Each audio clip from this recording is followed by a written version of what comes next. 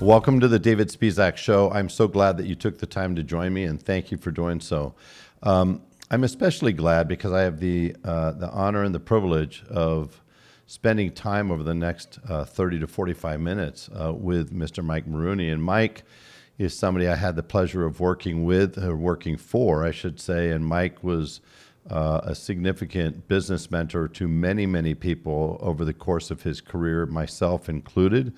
And I consider that time that I spent, Mike, working for you in AutoNation, the equivalent of an MBA. I went from literally feeling like I was a pretty solid car guy to being a much better business person. So first and foremost, I want to just say thank you for taking the time to join me. David, I appreciate you having me on your show. We've gone through some very interesting times together, and the term mentor, there's a fine line between a mentor and a tormentor, and hopefully we're on the right side of that line. Well, it's interesting. I think probably it's probably fair to say that any great mentor understands the need to be a tormentor at some point. So very well said. Thank you again. Mike, I wanted to just start out by saying, when I first met you, when we sold the dealership to AutoNation, and I honestly didn't know about the Maroone organization, and quickly found out about the legacy and the importance that Maroone, the auto group, had in South Florida before you sold the organization to AutoNation. And would you mind just sharing, for people that aren't aware, how old is the Maroone Automotive organization? I know at this point it spans 3 generations, but when did that start?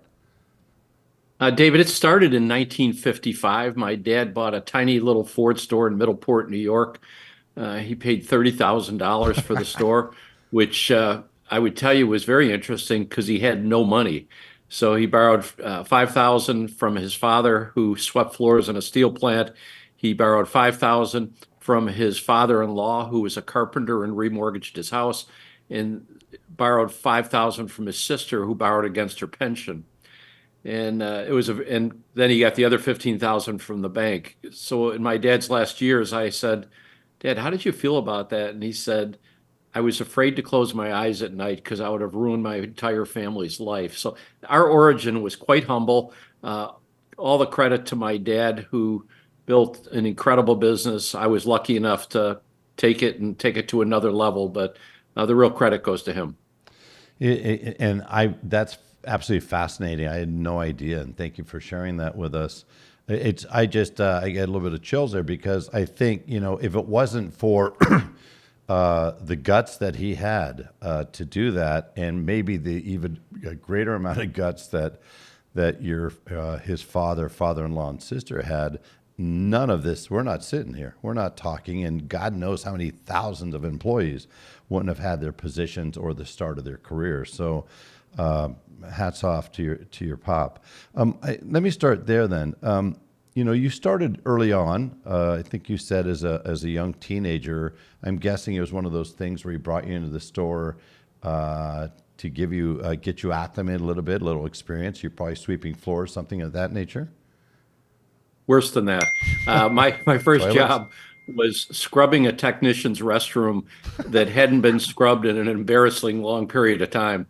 My second job was digging out the center trench drain in the shop. So my dad didn't really think that spoiling me was a great idea, and it kept me pretty humble for a long time. But you're blessed to be in a family business, and at least my perspective was I always wanted to prove that I could earn my own way. It wasn't just because my dad was the dealer, and you have to work extra hard. And we grew up in a house that worked very hard, but also had high integrity, and it was a great run for me. I started at 13, graduated from college at 21, took a month off and jumped right in, and literally have never taken a full day off since then. Maybe an illness, but that's the way I've approached it. That's tremendous. Mike, so you mentioned a couple jobs that, I think that guy's name is Mike Rowe. He had that show called Dirty Jobs.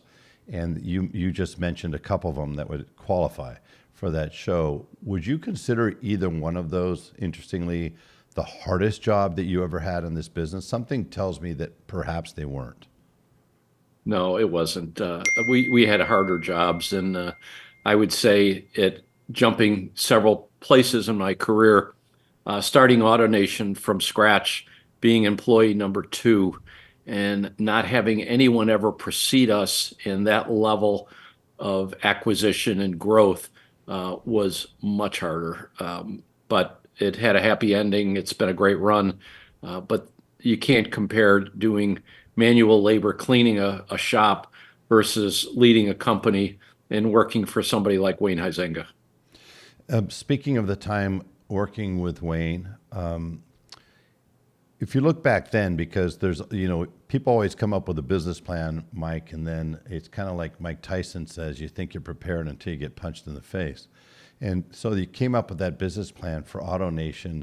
What was one of the biggest surprises, things that made it significantly more difficult than perhaps anybody thought it might be? Was it on the Well, there was a OEM lot of side? surprises. There was a lot of surprises. Some were very positive, some were negative. I would say one of the hardest parts early was the rejection by Toyota, Honda, and Nissan, who did not want to see consolidation, and it ended up in prolonged litigation. Ultimately, we had great relationships with all three, but it was a really bumpy time. And when you're buying stores, you have to be able to look at the owner of that store and look him in the eye, he or she, and say, if you sign this deal, I can get approved and I can close on this transaction. Nobody wants to sell you a business and be hung out to dry. So it was a very challenging time. We got through it, and I'll never forget it, but it was tough. It's also interesting, I think, to note where we stand today in terms of consolidation.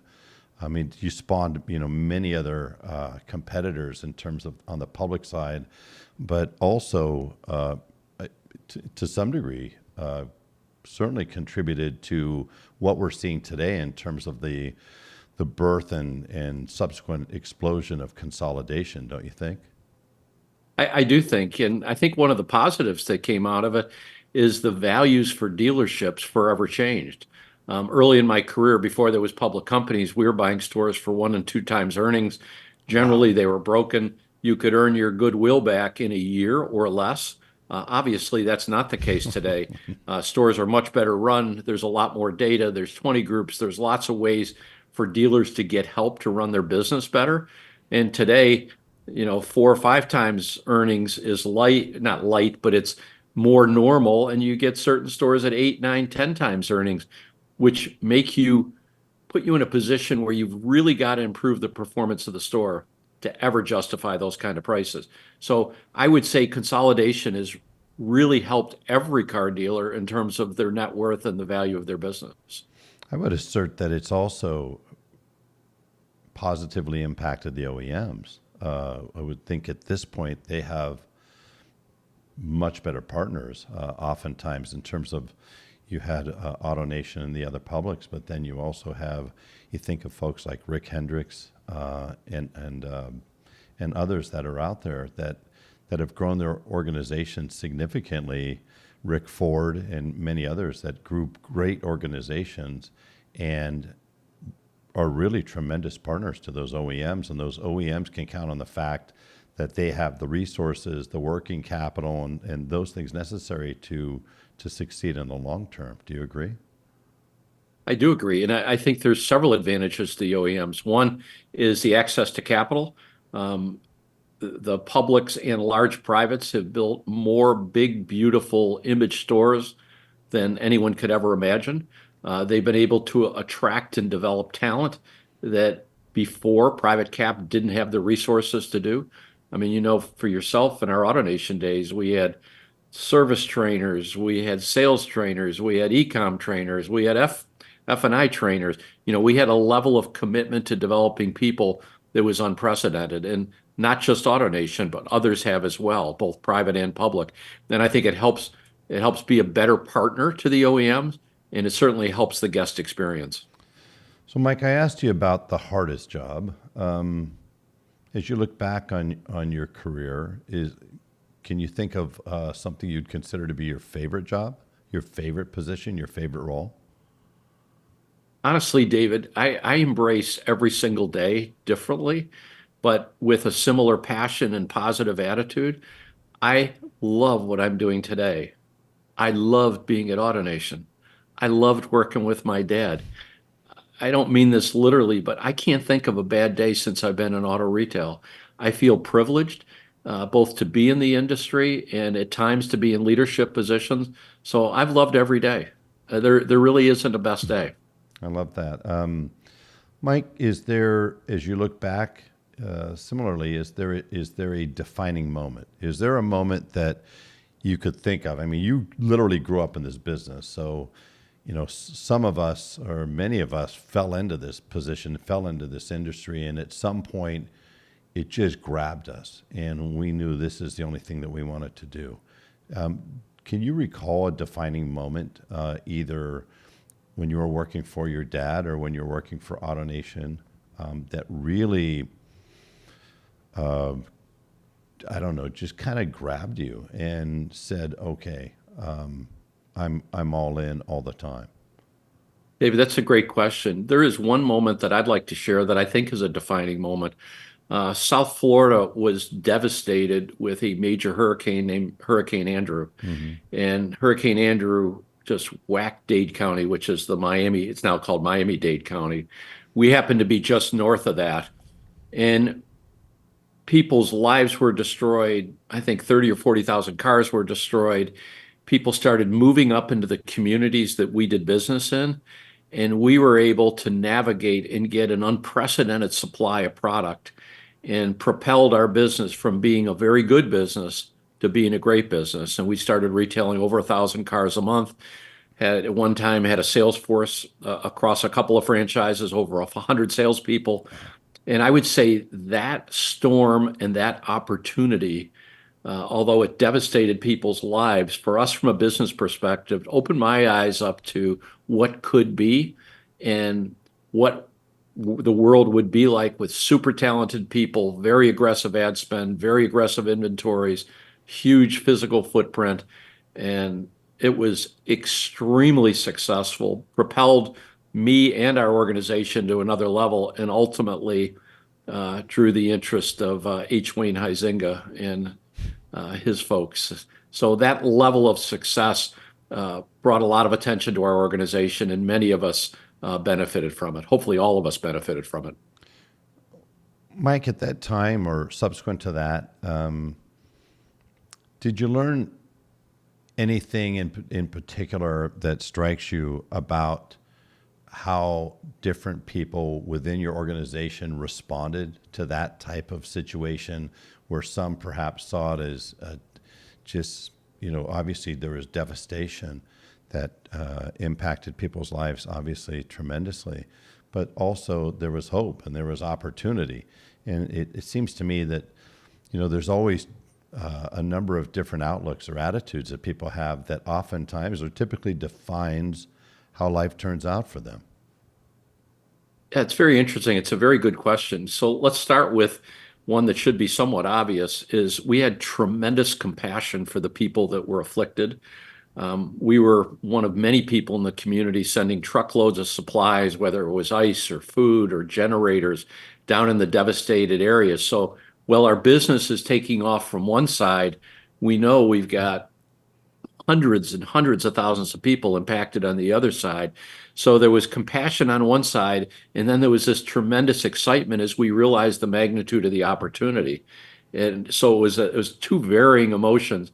I think at that point in time, that's where leadership really matters. And to convince your people this is a unique opportunity, and we need to serve those that are less fortunate, but we also have an opportunity that may never repeat itself in our lifetime, and that's what it turned out to be. It makes me think back when we were first acquired at AutoNation. One of the initiatives that seemed to have great importance was on the philanthropic side. And at that time, if my memory serves me, we had a large initiative to support I believe there was American Cancer Society and breast cancer as well. And did that was that point of what you went through, what you learned, what your people learned during that time? Was that the origination point, if you will? Is that the birth of really your commitment and your passion for philanthropy? Not at all. It was the way I was raised. My mom used to go door to door collecting for the American Cancer Society. Wow. My dad put on golf tournaments and participated in all kinds of organization. We as kids were expected to participate. So it was not unusual in my family, but what took it to a whole nother level is Mr. Huizinga, who long before AutoNation was incredibly benevolent and philanthropic in the community and did a lot of things where he got his name associated with it, but had a lot that did not. And he really encouraged all of us to be involved in the community. And later, when Mike Jackson came in, I mean, it was expected that every key executive in the company would also serve a role in the community. And I think that's great leadership. And to expect your people, no matter how busy they are, to give back and participate is, I think it was an important characteristic of the organization in the early days. And I've been gone for a long time, but I still see it today in their Drive Pink and other initiatives. And I'm very proud that not only AutoNation, but many, many others understand how important it is to give back to the communities we serve. It's not a one-way street. And we today carry it on in our family business to a large degree. You know, there's many reasons I'm proud to be part of the retail automotive industry, and one of them is this thread, this common thread, that pretty much every dealer that I've ever known, I've ever worked with or worked for, really understood and were fully committed to their communities, whether that was through nonprofits, whether it was through, Little League, supporting Little League or other organizations. But they really became part of the fabric of their communities. And I think it was just phenomenal. It was a bit eye-opening to me, a bit of a surprise to see that at that level, at the corporate level. And it's wonderful to hear your backstory in terms of where that came from in your family, but also about Wayne. Another thing that surprised me about Wayne was his sense of humor. He always seemed to be appreciative of a good joke, and I think of that guy as possibly one of the greatest businessmen in American history, if I remember right. I think he's the only guy that started, I think it was 7 different businesses that ultimately made it to the New York Stock Exchange. But yet the guy had humility, and he was just a regular guy. I mean, whenever I had the pleasure and the honor of meeting him, was just on a few occasions, there was no arrogance about him. You never got the feeling that he felt he was better than anybody else. And is that pretty fair to say about how Wayne was all the time? He was like that every single day. He made everybody feel special. He never put himself above people. And I could give you dozens of stories of doing things in groups where he would put himself in the least favorite seat and never sought attention.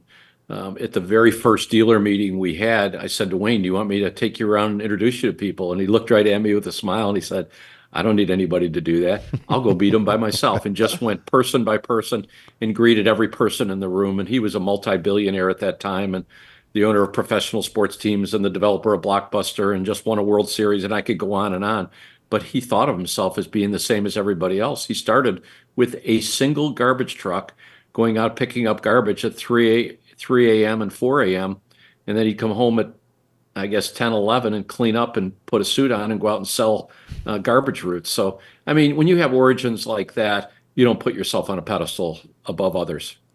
Yeah, it's just tremendous. And I do consider that such a great honor to be able to have worked within your organization and to have the opportunity to meet Wayne. I still have the picture that we did that one year where we all got the opportunity to take a picture with Wayne.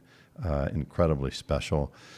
You mentioned the philanthropic side of AutoNation, and obviously the level of pride that you take in that. Other than that, was there a proudest moment as you look back now on your time with AutoNation, in terms of you look back and you say, man, I'm just very grateful, very thankful, very proud of something that we did or I did that had a positive impact on the industry as a whole? I mentioned it earlier, David, but I think one of the proudest things is the way we invested in people and saw people really skyrocket in their careers, people that might not have had another opportunity. You think a general manager university and the hundreds and hundreds of people that went through that. And myself and all of the key executives participated, went to dinners, got to meet them, pre-interviewed them. So I think that development was really special. But in business, we keep score, and I think being the world's largest auto retailer, being the most successful auto retailer, having the highest market value, those are the hard numbers behind it. And I was very proud to be part of the team. I just want to be clear. It wasn't the Mike Maroone show. I mean, working with Mike Jackson was very special. Working with Steve Berard was very special. And then there was hundreds and hundreds of other super talented people. I could go on for hours and name names, but it was the ultimate team effort. And I was very proud to be part of that team. It's got to that end. It's got to make you proud. I had the honor and the pleasure of being part of the 49 organization for quite some time on the board of directors of their nonprofit. And my earliest introduction was having the opportunity to meet and work with Bill Walsh. And Bill, while he is still forever touted as being such an innovator, offensive innovator, and the person who turned that team around, the thing that he always said he was proudest of was exactly what you said and the number of people I see today that started out in AutoNation in whatever position they did, were able to elevate and go from treating their position as a job job to a career. And you see those people today all over the United States in incredible leadership positions doing tremendous things for our industry. And it's I can see how that would be incredibly gratifying. I mean, and likewise, Bill Walsh, I think he spawned 6 or 7 different assistant coaches into being head coaches who they then turned into Super Bowl coaches. So I got to imagine that's incredibly gratifying. Yeah, 2 points there, David. One is that coincidentally, we gave Bill Walsh's book to all of our people at our leadership conference in our private business this year.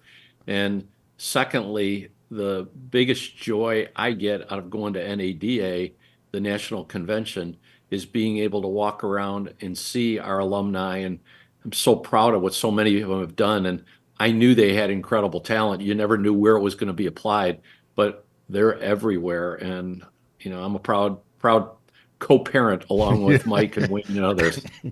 Yeah, you definitely are. And the book you're talking about, is it the gold one? Gold cover? I think it is. If you told me the title, I'd remember. I still have it. It's in my reading pile for next week, actually. Yeah, I still have it. He and his wife, Jerry, were just tremendous human beings. Mike, going forward, do you think that the private groups, as they grow in size, the consolidators, or the publics, are more likely to have a bigger impact on the industry? It's a complicated question, and it shouldn't be that complicated. I think it's about the leadership you have, whether you have leadership in a single store, a small group of stores, or a large store. I've been on both sides of it. And, we were the 800-pound gorilla and had 30-some plus stores just in the South Florida market, where we had scale that was unrivaled in the history of the business. And yes, we had cost advantages, but they weren't as significant as people thought. What we had is the advantage to offer people different career paths. So as we go forward, whether you're private or public, that's just a form of getting capital. The big private players, whether it was Van Tuyl in their day, or Hendricks, or Terry Taylor today, and there's many, many others, they're generating huge returns and they have the ability to reinvest in the business. So to me, private and public both have an opportunity to influence it. But if you have great operators in single stores, in good leadership and sufficient capital, you can compete with anybody. I mean, our organization today is 8 stores. They're not big stores, but I'll put our teams up against any of the publics or big privates.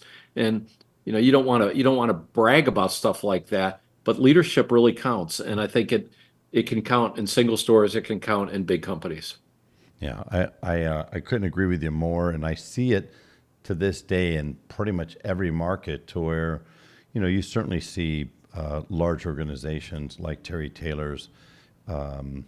You've got I'm Troy Duhan out of Premier and Jeff Swicker's growing on the West Coast that are doing really tremendous things. But you see in every market private cap organizations, family organizations that don't just hold their own. They're not just competing, they're winning. So I think that's yet another tremendous aspect of our business is that you don't have to be the 800-pound gorilla. You just have to have, as you mentioned, the right people, the right training, the right leadership. In your dealership group, I took the time to look at your website, and there's a couple things that really struck me about your website, Mike, and I'm not surprised. But 3 words, fast, simple, and easy, seem to be paramount, and transparency. Would you mind just touching on, based on everything that you've learned and experienced in this industry, and knowing that while we're far from seeing most people buying online end to end, it is growing, and we do know that most people, 85-90%, start their journey online. What was important for that message in your mind, to get across in your website, to be able to differentiate the Maroone organization from others? I don't know that we have done that to the level I'd like, but it always starts with putting the guest first. And if you put yourself in the guest's shoes, you say, what do I want? I want accurate information. I want it delivered on a timely basis. And I want no nonsense. Now, no nonsense doesn't mean you can't negotiate. No nonsense means be straightforward about your offer and don't surprise people at an inopportune time. So I think when you put the guest first, I think everything else follows. And I think our website is an opportunity for us to say, we'll give you all the information you need to make an intelligent buying and ownership decision. And we'll ask you for your business too. And I think it's just a basic foundational thing. And it's certainly evolved as we've watched other industries, whether you're looking at Amazon or you're looking at Google or you're looking at Walmart. All great organizations put the guest first. And it's not always about how much money you make. It's about the experience and the brand you build through that experience. Our industry is so interesting because if you're selling Chevys, there might be 10 or 12 other Chevy stores in the market. Or if you're selling Toyotas, there might be 8 or 10 other Toyota stores. Your differentiation is the experience you provide. And it starts with your marketing, your website, your training of your people. It all kind of links together. And it's not just about a fancy website. It's not just about a great ad. It's about making sure you can make promises to guests that really matter, and then you can deliver on them. Sounds so simple. It's hard, as you know. It sounds so easy, but it's anything but easy. And it really, in order to do that, it really does come down to the people within your organization, doesn't it? It does. And that's why, going back to your earlier question about, can you compete against the big guys, and guys being a generic term? And the answer is yes. If you recruit, develop, and retain the right people, you sure can. And our business model today, where our operators that we call president and operating partners have equity in the store, it's a way of scaling that and creating that same desire in every store. It's not just about there's some big rich owner. No, the owner's right there in the store every day, and his reputation and his financial success are on the line. And I think it creates the right behavior. Mike, I wasn't intending to bring this up, but since you brought up Amazon, and they just announced this partnership agreement with Hyundai. You know, it seems like in our industry, we're prone to overreact to things. We are prone to overreact to autonomous, to discussions on the agency model, and the vast majority of those just end up going by the wayside. Amazon did a partnership back in 2018 with Hyundai, and it really didn't amount to anything other than an electronic brochure. This time around, it's a bit different because Hyundai's going to shift to AWS, and they've committed to putting Alexa in all their vehicles, as well as a couple other things.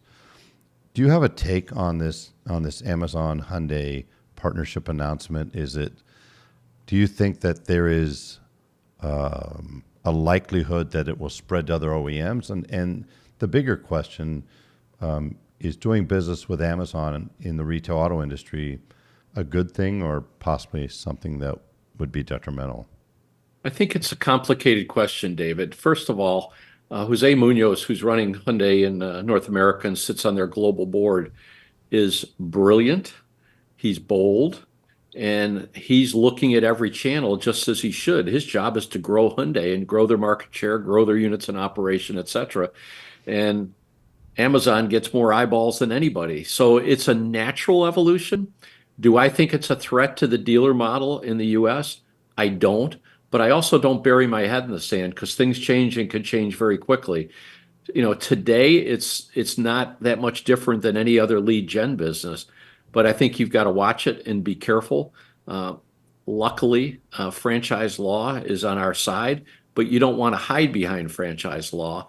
You want to let franchise law allow for fair competition. And so I'm not intimidated with what I've seen thus far, but my antenna's up and I'm highly aware of changes in the business, but maybe to a fault, I don't live in fear of change. I try and embrace it. Yeah, which I think is incredibly important for everybody in the industry right now. Important to pay attention, but certainly just doesn't make sense to live in fear. And the one thing that Amazon, we do know, they're about efficiency. Their logistical side is brilliant. Their technology is brilliant, but they're not going to ever be able to replace that superior client experience, guest experience that you referred to and you're so committed to. Mike, so let me shift back to the people side. What is it that you believe that dealers must do today? It's a highly competitive. I mean, we've got unemployment, I believe, is still somewhere in the 4% or sub 4% range. And while things are shifting somewhat recently, it's still highly competitive, certainly within retail automotive. What must dealers do in order to be more effective at attracting the best talent and keeping them? I think one of the things dealers need to do is keep their minds open. The way I was raised in the business is you work 6 days a week unless your store was open 7, and then you work 7 days a week. The way I was raised in the business is everybody worked bell to bell the last 2 days of the month. Mm-hmm. And all the stereotypical things that we did. The business is very different today, and I can't put my standards on today's generation. And I'm also not one of those people that say, boy, this next generation is lazy and they're not going to make anything of themselves. That's been said about every generation in the last 100 years. So I think as a dealer, you need to keep an open mind and say, the way I did it may not be the way forward. In our particular business, the two people that I work closest with is our COO and CFO, William Knowles and John Hochter. They are significantly younger than me. I'm going to tell you, they are way smarter than me, and they work very hard, but they work in different ways. And I've got to look to them who they can relate even closer to the workforce to help keep me coming along and let me not get stuck in the old way of thinking about things. And I think you've just got to be adaptable, open-minded. And we learned in selling a long time ago, if you close your mouth and open your ears, you've got a higher chance of success. I think it's the same thing running a business. For me to just stand up on a stage and give speeches isn't going to impact the company as much as if I sit with our people and sit around a table and really listen to what guests are asking for and what associates are asking for that we're not delivering. I think those are really important things to building an organization. This is a really striking point in my mind, what you just shared, because we do talk about development all the time in this industry. I don't think that we do a particularly great job in terms of developing people on a broad basis. Some dealers and organizations are deeply committed to it. Your organization, I think of Liza Borges at Carter Myers and a number of other really great organizations, Reichert and others, Sarah. But as a whole, we haven't gone there. But one thing that you just brought up that I don't know that I've ever really heard anybody bring up is when we talk about development, it works down and it works up, right? So we always think about developing our people. I've really never heard of anybody talk about the need to develop ourselves. And in other words, the only way we can develop ourselves based on what you're sharing, Mike, is I have to be able to do a great job of really getting into the weeds and listening to the guests, listening to the feedback, good, bad, and ugly, listening to the associates, and as you mentioned, listening to your CFO and COO, who are from a completely different generation. And while they approach things much differently, chances are their approach is going to be far more effective than what I may have deployed 20 or 30 years ago or you deployed. Is that fair? I think it is fair. I'm very proud of my experience in the business, but if I stop learning, our company's not going to be successful. And, personally, I read incessantly. I literally watch Same. almost no TV, maybe a Super Bowl or something like that. But I try and read and learn from others, whether it's Bill Walsh or Jack Welch or, any of the leaders today, reading about Jeff Bezos, reading about Steve Jobs, Elon Musk. I mean, continually reading about others and trying to learn and pick up a nugget here or there that we can apply to our business. You still have to be yourself. You can't be somebody else, but you sure can learn from others. You sure can. Mike, how important is it for us within the industry to consider the fact that most breakthroughs come from outside the industry and not inside an industry? I And I think bring every situation's different, and I think there are breakthroughs that come from inside an industry. But if you let the customer guide you, the customer's experiences in retail come from such a wide variety, whether it's restaurants, grocery stores, realtors. There's so many touch points. So I think that's where being outside your industry helps. And, personally, I've served on several boards. I still serve on boards, both philanthropic and not. And yes, I do them to help others, but I also do them to help myself to see what different styles are and how things work. And, one of the highlights of my career thus far has been serving as the lead director on Carvana's board. And I know it's quite controversial. I'm used to being in controversial seats, going back to the early days of Republic Industries and AutoNation. But I joined to learn, not just to contribute. And to me, it's really the fun part of life. And that's exactly why I brought up that statement about breakthroughs coming from outside the industry. I mean, Uber didn't come up through the taxi industry, and you see organizations like Uber, like Amazon, didn't invent the internet. They didn't invent logistics. FedEx, didn't develop their business model. He got it from outside the industry, where he said, "Hey, I think there's a better way to do this." And Carvana is one of those organizations. I think what's really interesting about Carvana is it's very polarizing. You mentioned, hey, I don't live in fear of anything with Amazon. Well, a lot of dealers had a very negative and profound, I shouldn't say profound, but just huge reaction to Carvana and others that were coming from outside the industry, Mike. And what's irrefutable is that he changed the industry for the good. What's irrefutable is that he really forced all dealers, everybody, to look at how they were serving clients. Were they meeting clients and guests where they wanted to be met?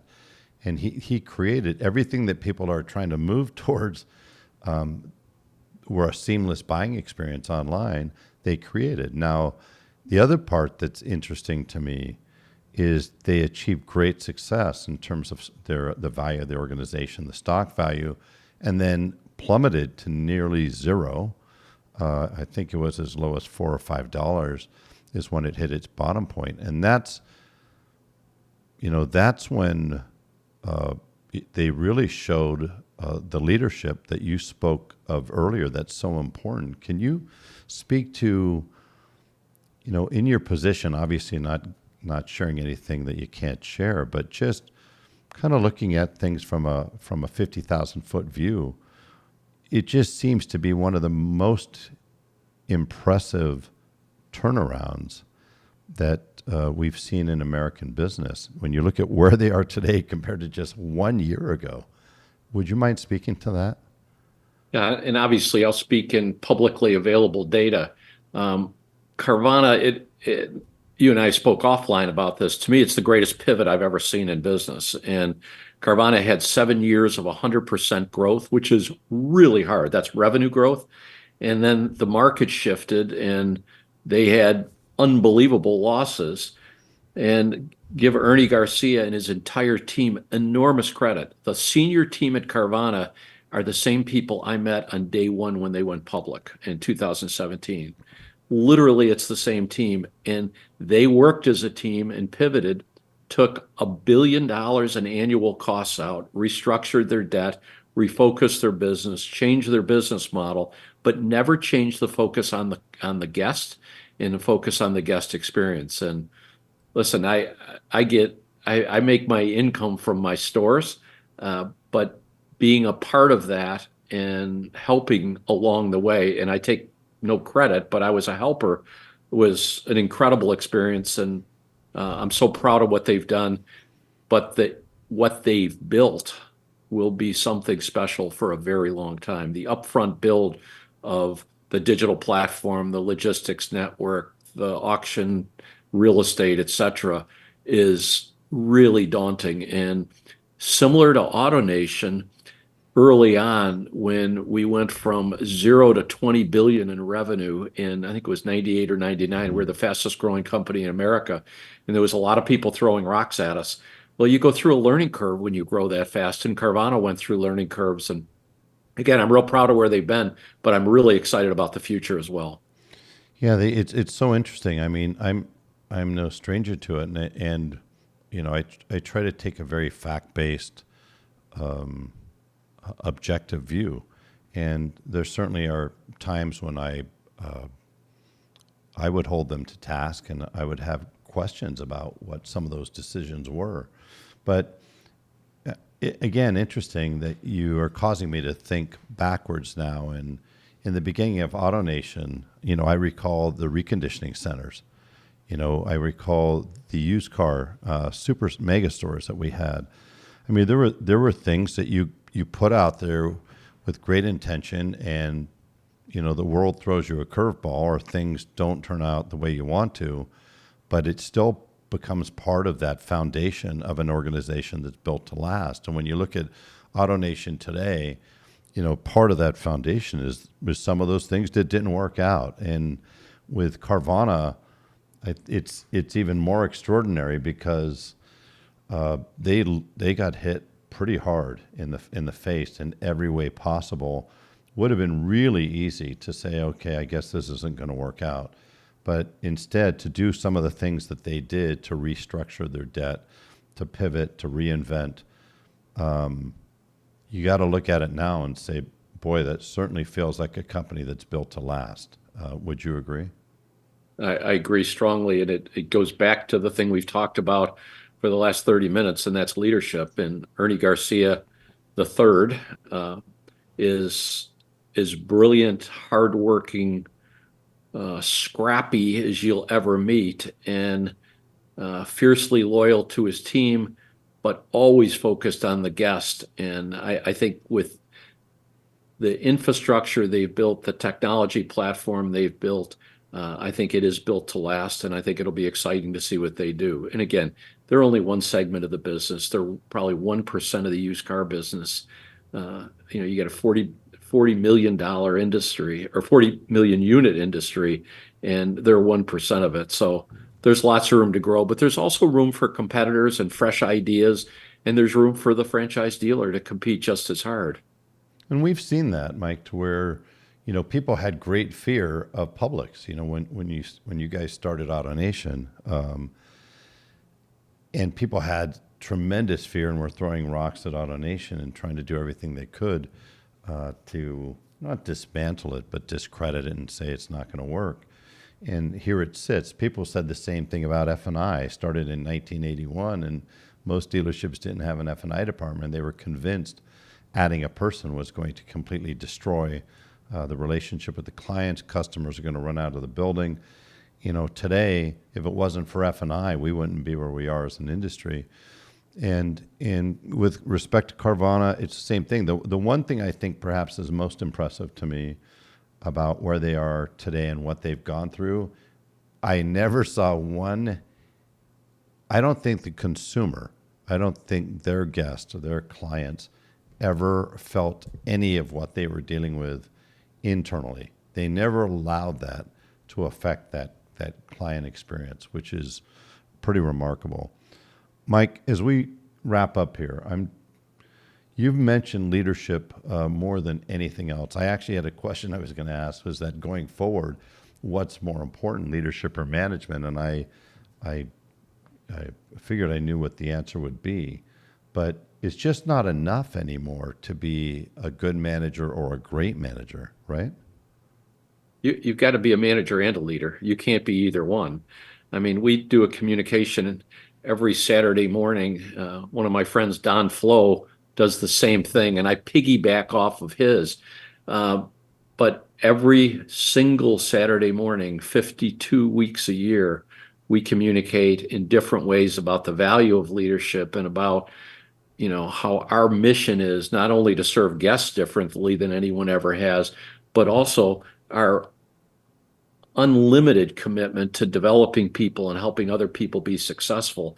And I think that becomes the glue in a company of knowing that, one, we say it, number two, we do it. And I'm very proud of it, and I'm very proud of our people that work so hard in doing that. Mike, last question. With the tremendous career that you've had that spans clearly well over 5 decades, private, public, and now back to private again, what drives you today? Many people would think, boy, he's accomplished everything I could ever imagine.